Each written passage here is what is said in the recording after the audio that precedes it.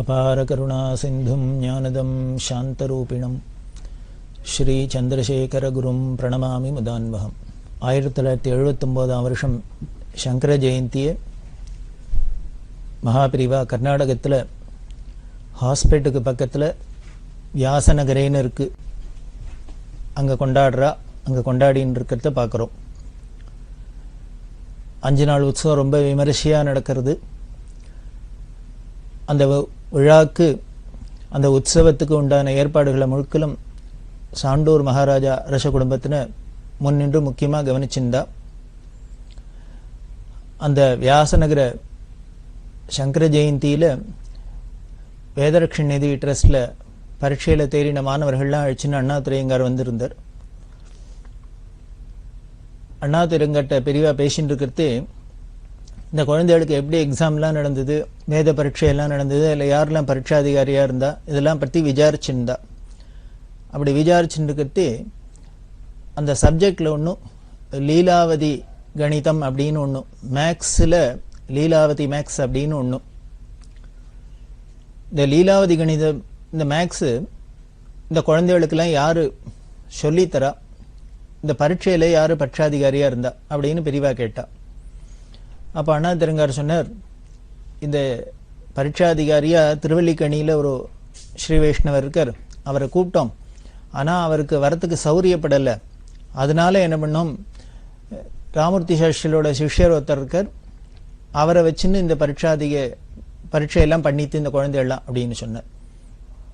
அப்படி சொன்னோன்னு அவர் அந்த ராமூர்த்தி சாஸ்திரியோட சிஷ்யரும் லீலாவதி மேக்ஸில் ஜோதிஷத்தில் ரொம்ப பண்டிதர் கெட்டிக்காரர், அதனால் அவரை வச்சுன்னு பண்ணித்து அப்படின்னு. உடனே பெரியவா, அவரையா வச்சுன்னு பண்ணின, பரீட்சாதிகாரி அவர் இருக்கலாமோ, அவரையா வச்சுட்டு அப்படின்னு.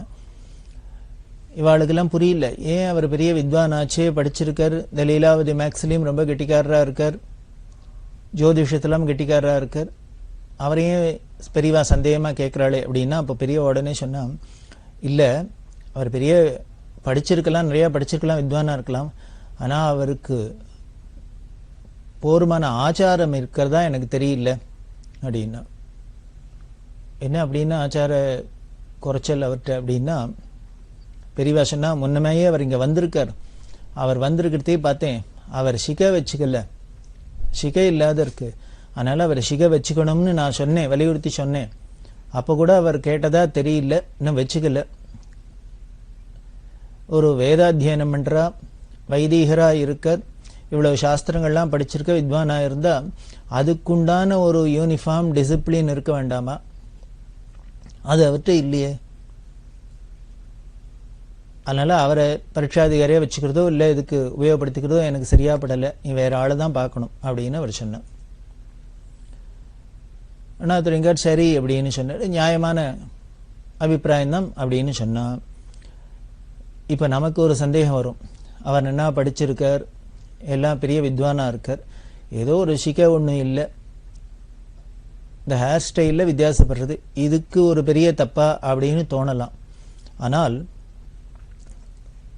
நமது சாஸ்திரம் என்ன சொல்கிறது அப்படின்னு, உனக்கு படிப்பு வரலன்னா கூட பரவாயில்ல, வேதம் சரியாக ஏறலைன்னா கூட பரவாயில்ல, உனக்கு மந்த புத்தியாக இருந்தால் கூட பரவாயில்ல, முதல்ல என்ன இருக்கணும் அப்படின்னார், ஆச்சாரம் இருக்கணும், அனுஷ்டானம் இருக்கணும்.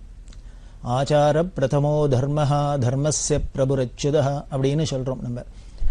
அந்த ஆச்சாரம் தான் தர்மம், தர்மம் அப்படின்னாலே அறம், அறம் அப்படின்னாலே அதுக்கு முதல் படி என்னன்னு ஆச்சார அனுஷ்டானத்தோடு இருக்கிறது. இப்போது ஒரு உதாரணத்துக்கே எடுத்துங்கோ, ஸ்கூலில் குழந்தைகள்லாம் அனுப்புகிறோம், ஸ்கூலுக்கு போகிற குழந்தைகளுக்கு முதல்ல ஸ்கூலில் என்ன எதிர்பார்க்குற அப்படின்னா, அவள் டிசிப்ளின் தான் ஃபஸ்ட்டு எதிர்பார்ப்பா. நல்ல ஸ்கூலாக இருந்தால் படிப்பு கூட செகண்டரி தான். டயத்துக்கு அது ஸ்கூலுக்கு போகணும், ப்ராப்பராக யூனிஃபார்ம்லாம் நல்லா துவச்சி உணர்த்தி அயன் பண்ணி க்ளீனாக போட்டுருக்கணும், ஷூலாம் சரியாக இருக்கணும், அங்கே இருக்கிற வாத்தியார் எல்லாரையும் ஒரு ரெஸ்பெக்ட் கொடுக்கணும், அவளை மதிக்கணும், கூட படிக்கிற குழந்தைகளோடலாம் அதுகள் சண்டை கண்டை போடாத சௌஜன்யமாக இருக்கணும், டயத்துக்கு வரணும், லீவு போடக்கூடாது, இப்படிலாம் வரிசையாக சொல்கிறா. இந்த டிசிப்ளினை தான் ஃபஸ்ட்டு அவள் சொல்லித்தரா. அதில் ரொம்ப ஸ்ட்ரிக்டாக இருக்கா. நல்ல எந்த ஒரு வித்யாசாலைகளாக இருந்தாலும் பள்ளிக்கூடமாக இருந்தாலும் அதில் தான் ரொம்ப முக்கியமாக இருக்கும். இந்த டிசிப்ளின் எல்லாமே வந்துடுத்துனால் அதுக்கப்புறம் படிப்புங்கிறது தானே வந்துடும். இந்த படிப்பு வர்றது ஒன்றும் பெரிய காரியமே இல்லை. படிப்புக்கு இது புத்திசாலி இல்லை மந்தம் அப்படின்லாம் நாமளாவே தான் சொல்றோமே வழிய, அடிமுட்டாளா இருந்தா கூட அவளையும் ஒரு வாத்தியார் கெட்டிக்கார வாத்தியாரா இருந்தா அந்த சிஷ்யனை போட்டு அவனை உண்டு இல்லைன்னு பண்றதுல அவர் பண்ற இவரோட முயற்சினாலே அவருக்கும் படிப்பு வந்துடும். அதனால படிப்பை பத்தி கவலையே இல்லை, படிப்பு வந்துடும். ஆனால் இந்த ஒழுக்கம் அப்படிங்கிறது, இந்த டிசிப்ளின் அப்படிங்கிறது, அனுஷ்டானம் அப்படிங்கிறது, ஆச்சாரம்ங்கிறது எப்போ வரும்னா அந்த சின்ன வயசுலேருந்தே படிக்கணும். சின்ன வயசுலேருந்தே படிக்கணும். காலங்கார்த்தால வெடிகாரத்தால ஏந்திருக்கிறது, ஏந்தினோன்னு உடனே பல் தேய்க்கிறது, உடனே ஸ்நானம் பண்ணுறது, இப்படி எல்லாம் வரிசையாக இது வந்தால் நீட்டாக ட்ரெஸ் எல்லாம் துவச்சி வச்சு உணர்த்தி வச்சுக்கிறது, இந்த டயத்தில் தான் சாப்பிட்றது, இப்படி தான் வெளியில் போகிறது, கண்டபடி இருக்கிறது இல்லை, மனசு போன பொடி போகாத இருக்கிறதுக்கு தான் ஆச்சாரமே. ஆச்சாரம் அப்படிங்கிறது இந்த ஒழுக்கம் இதெல்லாம் எதுக்கு அப்படின்னா, மனுஷனோட மனசு கண்டபடி தெரியும், அது இஷ்டத்துக்கு தெரியும். அப்படி அதை விட்டுட்டோம்னா அவ்வளவுதான். ஒரு குதிரை இருக்கு அப்படின்னா அதுக்கு எதுக்கு கடிவாளம் போறோம், லகான வச்சுக்கிறா அப்படின்னு, அப்படி வச்சுண்டு அதை ஓட்டுறதே தான் அதோட சக்தி எல்லாருக்கும் பிரயோஜனமா இருக்கு. அப்படி இல்லாத அது இஷ்டத்துக்கு தெரிகட்டு இருந்ததுன்னா, அது போனபடி இருந்ததுன்னா அடுத்த வாளுக்கு சிரமம், அதுக்கும் ஒரு பலன் இல்லாத போறது, சிரமப்படுறது. அதனால தான் அதுக்கு ஒரு கடிவாளம் போடுறாப்புல தான் மனுஷனோட இந்த மனசுக்கும் ஆச்சாரம் அப்படிங்கிறது, ஒழுக்கம் அப்படிங்கிறது ஒரு தர்ம சட்டமா போடப்பட்டிருக்கு, கடிவாளமா போடப்பட்டிருக்கு. முதல்ல அதுக்குள்ள நம்மளை பிராக்டிஸ் பண்ணிவிட்டோம்னா வந்துடுத்துனா, அந்த டிசிப்ளின் வந்துடுத்துனா அதுக்கப்புறம் நாம எதை வேணா சாதிச்சுடலாம், எதை வேணா நாம அடைஞ்சுடலாம். அதனால தான் அந்த ஆச்சாரத்தை ரொம்ப முக்கியமா சொல்லியிருக்கு. எங்கேயுமே பார்க்குறோம், ஸ்கூலுக்கு தான் அப்படின்னு இல்லை, எந்த ஒரு காரியமாக இருந்தாலும் அரசாங்க உத்தியோகத்திலாம் பார்த்தீங்கன்னா, எந்த ஒரு உத்தியோகம் இருந்தாலும் அதுக்குன்னு சில உத்தியோகங்களுக்கெல்லாம் யூனிஃபார்ம் வச்சிருக்கா. போலீஸ்னா காக்கி சட்டை தான் போட்டுக்கிறது, கண்டக்டருக்குனா இது மாதிரி, இப்படி ரோட்ல தெருவில் குப்பை அள்ளிண்டு போறது கூட ஏதோ ஒரு யூனிஃபார்ம்லாம் வச்சுக்கிறா. குப்பையை அள்ளுறதுக்கும் இவன் என்ன கலர் சட்டை போட்டுருந்தா என்ன, டிரையர் போட்டுருந்தா என்ன, எத்த பண்ணியிருந்தா என்ன, குப்பையெல்லாம் அள்ளினா வராதா என்ன. போலீஸ்னா என்ன, தப்பு நடக்காத பாதுகாத்துக்கணும். அவர் என்ன இவர் காக்கி சட்டையை போட்டு தான் போய் திருடனை பிடிக்கணுமா, வருமனை பிடிக்கப்படாதா? கோர்ட்ல வக்கீல் அப்படின்னா இவரோட சட்ட வாத திறமையினால, இவரோட அறிவு திறமையினால தான் அதுல இந்த ஜெயிக்க போறாரு வழியா. அதுக்கு என்ன கருப்பு கோட்டு போட்டுண்டாதான் இவர் ஆர்கியூ பண்ணலாமா? சாதாரணமா இருக்கக்கூடாதா? ஒரு டாக்டர்னா ஆபரேஷன் பண்ணணும் அப்படின்னா அதுக்கு என்ன, இப்படி எல்லாம் கையில கிளவுஸை போட்டுக்கணும், மாஸ்கை போட்டுக்கணும், இந்த ஷூவை தான் போட்டுக்கணும், அந்த ஷூவை தான் போட்டுக்கணும், இப்படி வெள்ளை கோட்டு தான் போட்டுக்கணும். எதுக்கு இப்படி எல்லாம் வைக்கிறா? நாம யாருன்னு கேட்கிறோமோ? இந்த வெளி வேஷத்துக்கும் இதெல்லாம் பண்ணிக்கிறதுக்கும் அவளோட காரியத்துக்கும் என்ன சார் சம்பந்தம்? இதையே சார் நீங்க எல்லாரும் ஃபோர்ஸ் பண்றீள், இப்படிதான் பண்ணணும்னு சொல்றீள் அப்படின்னு நாம யாருமே கேட்கறது இல்லை. அப்படி அந்த யூனிஃபார்ம்ல இருக்கிறதையே அதையே நமக்கு ஒரு கௌரவமா இருக்கு, அதுவே ஒரு பாதி நமக்கு பிளஸ் பாயிண்டா இருக்கு. இன்னும் சொல்ல போனாக்க யூனிஃபார்ம்ல இருக்கிற அரசாங்க உத்தியோகத்துல இருக்கிறவாள யாரானும் அடிச்சுட்டா இருந்தா அது பெரிய பாபமாவே, அதுக்கு பெரிய தண்டனையே உண்டு அப்படின்னு சட்டம் வேற சொல்றது. இவ்வளவு தூரம் ஒரு வெளி வேஷத்துக்கு நாம ஒரு ட்ரெஸ்ஸுக்கோ இல்லை இதுக்கெல்லாமே ஒரு முக்கியத்துவம் கொடுக்குறோம் அப்படின்னா இதே தானே இந்த சாஸ்திரமும் சொல்லியிருக்கு. அதுல வரத்தையும் மட்டும் சாஸ்திரம் சொல்றது அப்படிங்கிறதையும் மட்டும் நமக்கு என்னமோ அது வேண்டாத மாதிரியும், அதெல்லாம் அதுக்கெல்லாம் ஒன்றும் தேவையில்லை சார். மனசு சுத்தமா இருந்தா போறோம். நம்ம என்ன காரியம் பண்றோம் இதுதான் பார்க்கணுமே வழிய இதெல்லாம் இந்த வெளிவேஷத்துக்கு ஒன்றும் இம்பார்ட்டன்ஸ் இல்லை அப்படின்ல நாம தற்கால ஒரு சித்தாந்தம் சொல்லிட்டு இருக்கோம். காரணம் என்னன்னா நாம அப்படி மாறி போயிட்டோம். இனிமே பழையபடி மாறணும்னா அதுக்கு நமக்கு ரொம்ப சிரமமா இருக்கும். அதுல நமக்கு வெக்கம் இருக்கலாம், அது இருக்கலாம், இது இருக்கலாம், என்னமோ நம்மளோட சொந்த விருப்புனாலதான் அதுக்கு ஒரு குறை சொல்றமே வழிய அப்படி இல்லை. அப்படி இருக்கிறதுன்னு எல்லாரும் மாறிவிட்டா தானே அதுக்கு ஒன்று சகஜமா போயிடும். நீங்க பார்த்தீங்கன்னா சர்தார்ஜிலாம் பார்த்தா அவளுக்கு அவ மதத்துல எப்படி சொல்லியிருக்கோ அப்படியே தான் இருக்கா. அத்தனை பேரும் டர்பன்ல தான் இருக்கா. அவ பிரசிடென்டா இருந்தாலும் சரி, அடிமட்டமா இருந்தாலும் சரி, எங்க இருந்தாலும் சரி, பார்த்த மாத்திரத்திலேயே தெரியறது. பல மதங்கள்லயும் மற்ற மதஸ்தர்கள்லாம் எல்லாரும் அவளுக்குன்னு மதத்துல என்ன சொல்லியிருக்கோ அதைத்தான் பார்த்து பார்த்து தான் பண்ணிட்டு இருக்கா. அதுல இருந்து ஒண்ணும் மாறல. அது எதுக்கு என்ன, இது சரியா தப்பான்னு ஒரு ஆராய்ச்சியில கூட யாரும் இறங்குறது இல்லை. சொல்லியிருக்கு, கேட்கிறோம், அவ்வளவுதான். அதைத்தான் பெரியவாளும் இங்க வலியுறுத்துறா. அதனால அவர் கணிதத்துல பெரிய வித்வானா இருக்கலாம், இன்னும் சாஸ்திரத்துல பெரிய வித்வானா இருக்கலாம், லீலாவதி கணிதத்துல பெரிய மகாமேதையா இருக்கலாம். இவ்வளவு இருக்கிறவருக்கு ஒரு சிகை வச்சுக்கிறதுல என்ன, ஒரு வேதாத்தியானம் பண்ணிட்டு வேதம் படிச்சேன் அப்படின்னு தன்னை காமிச்சுக்கிறதுல என்ன பெரிய கௌரவ குறைச்சல் வந்துட போறது? அப்படி வந்ததுனாலே இவர் படிச்ச இவரோட வித்தைய இவருக்கே கௌரவமா தோணலன்னு அர்த்தம். இவருக்கே அது கௌரவமா தோணலன்னு அர்த்தம். அதனாலதான் தன்னை உள்ளுக்குள்ள விஷயம், தங்கிட்ட வேற ஒரு விஷயம் இருந்தாலும் வேற ஒரு தினசா தன்னை வேஷத்தை மாத்தின்னு காமிக்கிற அப்படிங்கிற. அப்படி இருக்கக்கூடாது அப்படின்னு யதார்த்தமா இருக்கணும் அப்படிங்கிறதுக்காக தான் இந்த ஆச்சார அனுஷ்டானத்தெல்லாம் பெரியவா திருப்பி திருப்பி திருப்பி வலியுறுத்தின்றே இருக்கா. இதுதான் நமக்கு பெரிய சித்தசுத்திக்கு ஒரு மருந்து. அது அவசியம் கடைபிடிக்கணும். அதனால்தான் பெரியவா தனக்கு இனிமே மடத்துல இங்க வந்து பாத பூஜை பண்ணணும்னா வாசிக்க வச்சுட்டு இருக்கணும், இனிமே 9 ஜெந்தான் கட்டிக்கணும், கச்சந்தான் கட்டிக்கணும், அத்தை பண்ணும் இத்த பண்ணும், இது மாதிரி ரெஸ்ட்ரிக்ஷன்லாம் சொன்னது காரணம் இந்த முதல்ல இந்த டிசிப்ளின் நமக்கு வரணும், இந்த ஆச்சாரம் நமக்கு வரணும். அது வந்துடுத்துனாலே மற்றது எல்லாம் வந்துடும். அதுக்கப்புறம் நமக்கு வித்தைகள் வரும், ஞானம் வரும், மோட்சம் வரும், எல்லாம் தானே பின்னாலேயே வந்துடும். அதனால தான் ஆச்சார பிரதமோ தர்மோ அப்படிங்கிற பெரியவா இப்படி சொல்றா. நாம எல்லா மகான்களுமே இப்படித்தான் சொல்லிட்டு இருக்கா. திருக்குறள்ல பார்த்தீங்கன்னா திருவள்ளுவர் இந்த ஒழுக்கம் அப்படின்னு ஒரு அதிகாரம், இந்த ஒழுக்கம் அப்படிங்கிற அதிகாரத்துல பார்த்தீங்கன்னா இந்த 10 குறள்லையும் எப்படி வலியுறுத்தி சொல்றார். ஆரம்பிக்கிறதே என்ன சொல்றார், ஒழுக்கம் விழுப்பம் தரலான ஒழுக்கம் உயிரினும் ஓம்பப்படும் அப்படிங்கிற. இதுக்கு மேலேயா டிசிப்ளினை வலியுறுத்தி சொல்ல முடியும், ஆச்சாரத்தை வலியுறுத்தி சொல்ல முடியும்? அந்த ஒழுக்கம் அப்படிங்கிறது இந்த ஆச்சாரத்தை தான், அதுதான் நம்மளோட சீலம் அப்படின்னு எல்லாம் சொல்றோம். அது என்ன விழுப்பம் தரலான்.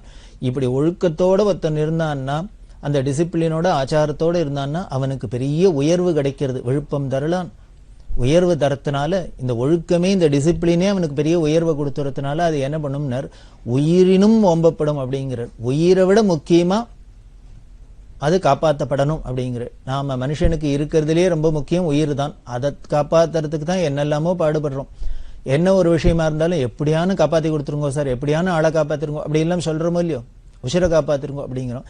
இருக்கிறதுலே நம்ம காப்பாற்ற வேண்டியதுலே ரொம்ப முக்கியமானது உயிர் தான் அப்படின்னு தெரியுது. வள்ளுவர் என்ன சொல்றார், அந்த உயிருக்கும் மேல ஒண்ணு இருக்குப்பா, அதை காப்பாத்தணுப்பா, அப்பதான் நீ உயிரோடு இருக்கிறதே ஒரு புகழத்தரும், அது ஒரு பயனுள்ளதா இருக்கும். அது என்னென்ன, அதுதான் இந்த ஆச்சாரம் ஒழுக்கம் அப்படிங்கிற. சிந்தும் ஞானதம் சாந்தரூபிணம் ஸ்ரீ சந்திரசேகர குரும் பிரணமாமி முதான்வகம். வள்ளுவர் என்ன சொல்றார், அந்த உயிருக்கும் மேல ஒண்ணு இருக்குப்பா, அதை காப்பாத்தணுப்பா, அப்பதான் நீ உயிரோடு இருக்கிறதே ஒரு புகழத்தரும், அது ஒரு பயனுள்ளதா இருக்கும். அது என்னென்ன, அதுதான் இந்த ஆச்சாரம் ஒழுக்கம் அப்படிங்கிற. அப்படின்னா எவ்வளவு முக்கியம் அப்படின்னு தெரியுது. இன்னொரு அதே அதிகாரத்துல இன்னொரு குறள்லையும் சொல்ற, நீ படிச்ச படிப்பெல்லாம் கூட மறந்தா கூட பரவாயில்ல, திருப்பி படிச்சு கத்துன்னுடலாம். ஆனா நம்மளோட ஒழுக்கம் மட்டும் கெட்டு போயிடுத்துன்னா ஒண்ணுமே பண்ண முடியாது, அது அப்புறம் திருப்பி ஒன்றும் வரவழைச்சிக்கவே முடியாது அப்படிங்கிற. பிறப்பினும் ஓத்து கொள்ளலாம் பார்ப்பான் பிறப்பொழுக்கம் குன்றக்கெடும் அப்படின்னு ரொம்ப கடுமையாவே சொல்ற. அதுவும் பார்ப்பான் அப்படின்னு பிராமணனுக்கு இன்னும் முக்கியமாவே சொல்ற, பெயரை சொல்லியே குறிக்கிட்டே சொல்றாப்புல இருக்கு. அப்படின்னா வள்ளுவர் மாதிரி பெரிய உத்தமர்கள்லாம் மகான்கள்லாம் இந்த ஒழுக்கத்தையும் ஆச்சாரத்தையும் தானே திருப்பி திருப்பி திருப்பி சொல்றா. அது மட்டும் கெட்டு போயிடுத்துனாக்க அதுக்கப்புறம் ஒண்ணுமே பண்ண முடியாது, வேற எதுவுமே பண்ண முடியாது, எல்லாமே கெட்டு போயிடும், எல்லாமே சர்வநாசமாயிடும். அது கிடக்கூடாது கிடக்கூடாது அப்படிங்கிறதுக்காக தான் அதை திருப்பி திருப்பி எல்லாரும் வலியுறுத்தி சொல்றா. அதைத்தான் இங்கேயும் பெரியவா சொன்னா. அவர் எல்லாம் படிச்சிருக்க, எல்லாம் பண்ணிக்க, ஆனா சிகை வச்சுக்கல, அதுக்கு உண்டான அந்த ஆச்சார அனுஷ்டானம் இல்லை, அந்த டிசிப்ளின் இல்லை. அதை சொல்லவும் சொல்லியிருக்கா. பெரியவா சொன்னதுக்கு அப்புறமான அவர் கேட்டிருக்கணும் இல்லையோ. பெரியவாளே வந்து சொல்றா, சாட்சாத் சங்கர பகவத்பாதாவோட அவதாரம் அப்படிங்கிறோம், தட்சிணாமூர்த்தி அவதாரம்ங்கிறோம், பரமேஸ்வரன்கிறோம், அப்படிலாம் என்னெல்லாமோ ஆஹா ஊஹுன்னு பெரியவாளை கொண்டாடுறோம். அவளால தான் வேதமே இருக்கு, அவளால தான் சாஸ்திரம் இருக்கு, அவளால தான் எல்லாருக்கும் வைதிகாலுக்கெல்லாம் ஜீவனம் நடந்துட்டு இருக்கு, இப்படி இத்தனை எல்லாமும் சொல்றோம். அவளை ஸ்தோத்திரம் பண்ணினா கூட அப்பேற்பட்ட பெரியவாளே குறிப்பிட்டு நம்ம சொல்றா, இல்லப்பா நீ இதை பண்ணிக்கணும், இதை பண்ணிக்கிறதான் முதல்ல வேலை அப்படின்னு சொன்னா அதுலேயும் நாம கேட்கலன்னா அதுக்கப்புறம் நம்மளோட துணிச்சலையோ நம்மளோட பிராரப்தத்தையோ என்னன்னு சொல்றது. அதனாலதான் பெரியவா சொன்னா. அதனால அப்படி சொல்லியாச்சு, சொல்லியும் அவர் கேட்கல, அதனால அவர் வேண்டாம், வேற யாராவது அழைப்பாரு அப்படின்னா. ரொம்ப ஸ்ட்ரிக்டாவே இருப்பா பெரியவா. டாக்டர் வேணிநாதன் அப்படின்னு அவர் பெரியவாள்கிட்ட தரிசனம் பண்ணிட்டு இருக்கார். அந்த சமயத்துல யாரோ 2 பேர் வந்தா தரிசனத்துக்கு. வா என்ன பண்ணிட்டு இருக்கா களி, யாரு என்ன இங்கேருந்து வந்திருக்கா, என்ன பண்ணிட்டு இருக்கா அப்படின்னா. வா சொன்னா, நாங்க பிள்ளையார் கோவில்ல பூஜை பண்ணிட்டு இருக்கோம் அப்படின்னா. அவ ஊரு பேரு எல்லாம் சொல்லிட்டு ஏதோ கோவில்ல பூஜை பண்ணிட்டு இருக்கோம் அப்படின்னா. நீ பெரிய இவ கோவில்ல பூஜை பண்ணிட்டாளா, இப்படி இருக்கா அப்படின்னா. அந்த பூஜை பண்ணணும் பூஜகர்கள் அப்படின்னு அவளுக்கு உண்டான என்ன அந்த அலங்காரம் இருக்கணுமோ அதுபடி இல்லை. இவ வித்தியாசமா இருந்தது. என்ன இவ என்ன சிகையை காணும் இப்படி இருக்காளே, என்ன பண்ற, ஏன் இப்படி இவா கோவில்ல பூஜை பண்றாங்க அப்படின்னா. இல்ல இல்ல நாங்க தான் பூஜை பண்றோம் அப்படின்னு. நீ பெரியவா இல்ல இல்ல இப்படி இருந்து பூஜை பண்ணக்கூடாது, அதுக்கு உண்டான என்னென்ன டிசிப்ளினும் அப்படிதான் இருக்கணும், அதனால சிகை வச்சுன்னு பூஜை பண்ண சொல்லு அப்படின்னு. இல்ல அதனால பரவாயில்ல அப்படின்னு அவ ஏதோ கொஞ்சம் பதில் சொல்லியிருக்கா. மற்ற இடம் மாதிரி நினைச்சுன்னு விட்டா போல இருக்கு. பெரியவாளை பதில் சொல்லிக்கா. உடனே பெரியவா என்ன சொல்லுவா, கோவம் வந்துடுத்து. என்னது பரவாயில்லையா, இவ சிகை வச்சுக்காத பூஜை பண்ணி எந்த சாமி ஏத்துக்கிறது இவனுக்கு, எந்த சாமி இவனுக்கு வரம் கொடுக்கறது, என்ன பலன் கிடைச்சிருது, இவன் எப்படி இருக்கான்னு பார்த்துடுறேன் நான் அப்படின்னு கோச்சிண்டு மரியாதையா அதுக்குப்படி உண்டானபடி தான் இருக்கணும்னு சொல்லும். அப்படி இருந்தாதான் பலிக்கும், பண்ற பூஜையும் பலிக்கும், வரவாளுக்கும் அதனால பலன். பரவாயில்ல பரவாயில்லன்னு இவ இஷ்டம் இல்லை, நம்ம இஷ்டம் இல்லை எதுவுமே. எல்லாத்துக்குமே ஒரு சட்டம் போட்டிருக்கு அப்படின்னா சட்டத்துக்கு உட்பட்டு தான் நடக்கணும். அதுல மீறினோம்னா அதுக்கு தண்டனை உண்டுதான் உண்டு, பலன் கிடையாது தான் அப்படின்னு சொல்லி அவள்கிட்ட அந்த பசங்களுக்கு சொல்ல. அப்புறம் இவர் எடுத்து சொல்லி அப்படியெல்லாம் சொல்லப்படாது, பெரியவா சொல்ற உபதேசம் பண்றா. அதனால பெரியவா சொல்றது எதுவுமே நல்லதுக்கு தான் இருக்கும். குரு வாக்கியம் எதுவா இருந்தாலும் நல்லதுக்கு தானே. ஆதிசங்கர பகவத்பாதாள் கேள்வி பதிலா தர்மத்தை சொல்றதே என்ன சொல்றார் அப்படின்னர். எது விஷம், மனுஷனுக்கு எது விஷம் அப்படின்னர். அதுக்கு பதில் இது கேள்வி, மனுஷனுக்கு எது விஷம் அப்படின்னு கேள்வி. அதுக்கு பதில் என்ன கொடுக்கிற சங்கர பகவத்பாதர்னர், குரு வாக்கியத்தை அலட்சியப்படுத்துறது. ஒரு குரு நமக்கு சொல்றார் அப்படின்னா அவருக்கு தெரியாதான்னு நம்மளால இதை பண்ண முடியுமா பண்ண முடியாதா, இந்த ஊர்ல இது முடியுமா இந்த ஊர்ல இது முடியாதா, இது மாதிரிலாம் தெரியாது அவருக்கு. தெரியாதையா சொல்லிடுவார். அப்ப சொல்றார் அப்படின்னா இதை பண்ணு இதை பண்ணாத அப்படின்னு சொல்றாருன்னா அதை பண்ணுன்னு சொல்றத பண்ணணும், பண்ணாதுன்னு சொல்றத பண்ணப்படாது. சுவாமி கீதையிலையும் என்ன சொல்றாரு, சாஸ்திரம் பிரமாணம் தே காரியா காரிய விவஸ்திதோ. நம்மளோட மனம் போனபடி நமக்கு பிரமாணத்தை எடுத்துக்க முடியாது, சாஸ்திரம் தான் பிரமாணம். அதுனா அது பகவானோட ஆக்ஞை, ஈஸ்வர ஆக்ஞை, நிஜாக்ஞா ரூப நிகமா அப்படின்னு சொல்லப்படுது. அதனால அந்த வேதம் சொன்னதுதான் சாஸ்திரம் சொன்னதுதான் அது சாஸ்வதமான ஆணை. அதுக்கு கட்டுப்பட்டு தான் எல்லாரும் நடந்தாகணும். அது ரொம்ப முக்கியம். அதுல நமக்கு பிடிச்சிருக்கா பிடிக்கல, நமக்கு முதல்ல பிடிச்சிருக்கு பிடிக்கல, இந்த விருப்பு வெறுப்பு போறதுக்கே முதல் என்ன மருந்து அப்படின்னு அந்த சாஸ்திரப்படி நடக்கிறது தான். அதைத்தான் நீங்க வலியுறுத்தினா. அதனால வேற ஆள் பார்க்கணும் அப்படின்னு சொன்னா அனாத்திரங்களும் சரி அப்படின்னு விட்டார். அப்படி பேசினுக்கிறதே முதல்லயே பார்த்தோம், சாண்டூர் யுவராஜா பெரியவாள்கிட்ட கேட்டு துவைதம் அத்வைதம் அப்படின்லாம் சித்தாந்தங்கள்லாம் இருக்கு, அதுக்கு என்ன ஒன்றுத்துக்கு ஒன்று என்ன வித்தியாசம், எதனால இப்படி சித்தாந்தங்கள்லாம் மாறுபடுறது, இப்படி பலதா இருந்தாலும் மாறுபட்டு இருந்தாலும் உண்மை ஏதோ ஒன்னாதான் இருக்க முடியும், சத்தியம்ங்கிறது ஏகமாக தான் இருக்கும், ஒன்னா தான் இருக்கும். அப்படின்லாம் சந்தேகம் போயிட்டா அப்படின்னு முன்னுமே சொன்னோம் இல்லையா. அதுக்கு பதில் சொல்லல பெரியவா. அதுக்கு நேர பதில் சொல்லாத என்னன்னா இப்படி எல்லாம் பல விஷயங்கள் அதில் பேசிட்டு வரா. அப்படி வரத்தே சாண்டூர் ராஜா கேட்டோன்னே யுவராஜாட்ட பெரியவா கேட்டா, நீ என்ன பண்ணிட்டு இருக்க அப்படின்னு கேட்டா. அவர் சாண்டூர் யுவராஜா ஒரு வெளிநாட்டுல யூனிவர்சிட்டியில மேத்தமேட்டிக்ஸ் டிபார்ட்மெண்ட்ல ப்ரொஃபஸரா இருந்தவர், ஹெட் ஆஃப் த டிபார்ட்மெண்டா இருந்தவர், பெரிய கணிதத்துல மகாமேதை அவர். பெரியவா அவர்கிட்ட கேட்டா நீ என்ன செஞ்சுட்டு இருக்க அப்படின்னு ஒண்ணு. அவர் என்ன பண்ணார், மேத்தமேட்டிக்ஸ் அப்படின்னு மொட்டையா சொன்னார். இது என்ன மேத்தமேட்டிக்ஸ் அப்படின்னா, நீ என்ன பண்ணிட்டு இருக்க அப்படின்னா, மேத்தமேட்டிக்ஸ்னா எப்படி என்னன்னு புரிஞ்சுக்கிறது. அவர் மேத்தமேட்டிக்ஸ்ல பெரிய ரிசர்ச் எல்லாம் பண்ணி பிஹெச்டி எல்லாம் பண்ணி பெரிய ப்ரொஃபஸர். அவரோட யோகிதா அவ்வளவு பெரிய ஒசந்ததா இருக்கு.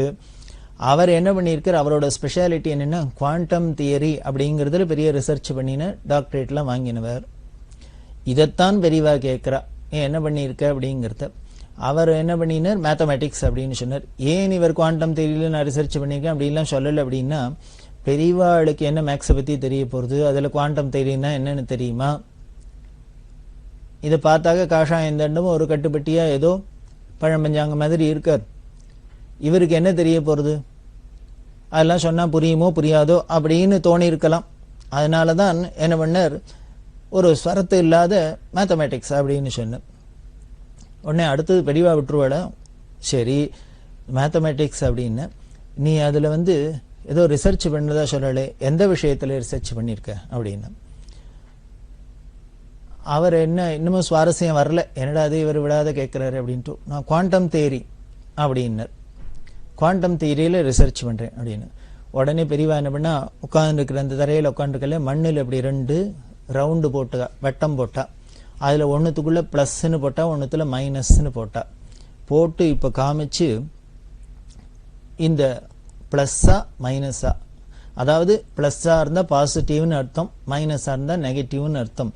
இப்போ இந்த குவாண்டம் தியரியில் நீ பண்ணியிருக்கிறது பாசிட்டிவ் அப்ரோச்சா இல்லை நெகட்டிவ் அப்ரோச்சா, எதில் ரிசர்ச் பண்ணியிருக்க அப்படின்னு கேட்டா. இப்படி வட்டம் போட்டு அதில் ப்ளஸ் மைனஸ் போட்டு நீ குவாண்டம் தியரியில் பாசிட்டிவ் அப்ரோச்சை ரிசர்ச் பண்ணுறியா நெகட்டிவ் அப்ரோச்சை ரிசர்ச் பண்ணுறியான்னு ஒரு மாதிரி யுவராஜா நடுங்கிட்டார், அசந்து போயிட்டார் அப்படின்னே சொல்லணும். ஏன்னா இந்த அளவுக்கு இவருக்கு என்ன கணக்குன்னா என்னென்னு தெரிய போகிறதா, இனிமேல் அல்ஜீப்ரானா என்ன தெரிய போகிறதா, குவாண்டம் தியரினா என்னென்ன தெரிய போகிறதா அப்படின்னு நினச்சின்னு தானே இவர் ஏதோ ஒரு லட்சமாக பதில் சொல்லியிருந்தார். அப்படி இருக்கிறது பெரியவா என்ன பண்ணால் நேரே போட்டு படத்தையும் போட்டு காமிச்சு குவாண்டம் தியரியில் ரிசர்ச் பண்ணு பாசிட்டிவ் அப்ரோச்சா நெகட்டிவ் அப்ரோச்சான்னு அவருக்கு ஒரு மாதிரி ஆயிடுத்து. சரி இது சாதாரண நம்ம நினைக்கிறாப்புல இல்லை, இது வேஷம்தான், ஏதோ பார்த்தா சன்னியாச கோலத்தில் இருக்குது அப்படின்னு என்ன பண்ணார், அந்த இது வரைக்கும் இருந்த அந்த ஒரு அலட்சியம் அசரத்தையெல்லாம் போன இடம் தெரியல. போன இடம் தெரியாத என்ன பண்ணினார், அந்த பயபக்தி வந்துடுத்து பெரியவாள்கிட்ட. அந்த ப்ளஸ் அப்படிங்கிறத காமிச்சு பாசிட்டிவ் அப்ரோச் அப்படின்னு இதில் தான் பண்ணியிருக்கு அப்படின்னு. உடனே பெரியவா அந்த மைனஸை காமிச்சு, ஏன் நெகட்டிவில் பண்ணலையா அப்படின்னா, நெகட்டிவில் ஏன் பண்ணலை அப்படின்னா இந்த மைனஸை காமிச்சு. அவர் பதில் சொல்கிறதுக்கு முன்னால் அவர் யோஜனை பண்ணி பதில் சொல்லணும். அதுக்கு முன்னாலே பெரியவாளே சொன்னால், அது நெகட்டிவ் அப்ரோச்சுங்கிறது ரொம்ப டஃப்பு கஷ்டம், அதனால அதில் பண்ணலையாக்கும், எது சுலபமாக இருக்கோ பாசிட்டிவ் அப்ரோச்சில் பண்ணிட்டியா அப்படின்னா. அந்த ஷாண்டூர் ராஜா அப்படியே நெக்கு உருகினர், மகிழ்ந்து போனர், நிறைந்தார். பெரியவாளோட மேதாவிலாசத்தை ஒரு க்ஷணத்தில் புரிஞ்சின்றார். பெரியவா சர்வஜ்ஞன்கிறத புரிஞ்சின்றார். பெரியவா சொன்னது ஏன் பண்ணலைங்கிறதுக்கு பெரியவாளே ரீசன் சொல்கிறா, அது ரொம்ப டஃப்புங்கிறதுனால அதில் பண்ணலை அப்படின்னு. உடனே என்ன பண்ணா பெரியவா இந்த குவாண்டம் தியரி பாசிட்டிவ் அப்ரோச்சை பற்றி வேதத்திலேயே எப்படி வருது அப்படின்னு ஆரம்பிச்சு பொழிஞ்சு தள்ளினா எப்போன்னு ராத்திரி 10:30 மணி வரைக்கும் பெரியவாளோட இந்த உபன்யாசம். ஷாண்டூர் மகாராஜாவை உட்காந்து யுவராஜாக்கு அதில் சொல்கிறா, ஒன்றுங்கிறது இருந்து எப்படி அது பலவிதமாக பிரியறது, ஒன்று ஏக்கமாக இருக்கிறது எப்படி அநேகமாக விரியறது அப்படிங்கிறதெல்லாம் ஆரம்பித்து அவள் எக்ஸ்பிளைன் பண்ண அப்படியே கேட்டிருந்தவர் பிரமிச்சு போனார். அப்படி இருக்கிறது பெரியவா பூஜ்யம்னா என்ன, ப்ளஸ்ன்னா என்ன, மைனஸ்னா என்ன, ஒன்றுனா என்ன, இப்படி இல்லாமல் சொல்லி அத்வைத சித்தாந்தத்தை அவருக்கு விளக்க ஆரம்பித்தா. இந்த லீலாவதி கணிதத்தை பற்றி சொல்லிட்டு முதல்ல லீலாவதி கணிதம் தெரியுமான்னு கேட்டாலும் அவர் தெரியாதுன்னு இல்லையோ, மேத்தமேட்டிக்ஸில் பெரிய ரிசர்ச் பண்ணிங்க ப்ரொஃபஸர் அண்ணா லீலாவதி கணிதம் தெரியல அப்படின்னு சொன்னேன். அதனால பெரியவா இப்படி ஆரம்பித்து அவருக்கு சொல்கிறா. அப்படி இன்னும் என்னென்னலாம் அவருக்கு சொன்னா அப்படிங்கிறத இன்னும் சிலதை தொடர்ந்து பார்க்கலாம்.